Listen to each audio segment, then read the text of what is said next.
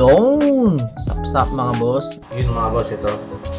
Ang ginagawa ko no, parang papakain ako no, kukuha ko ng ganito, tapos ilulubog ko siya. Yan. Lulubog ko ng ganyan. Ayan, pasin nyo yung daliri ko nakalubog.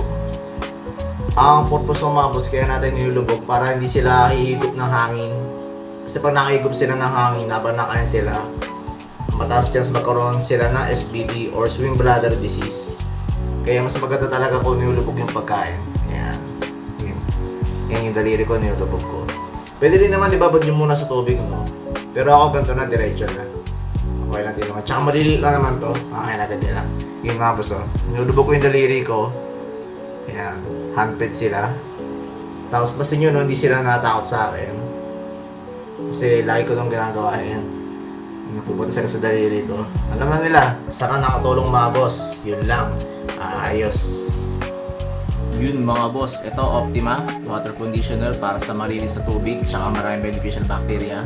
Safe na safe sa ating mga isda para sa ating mga aquarium.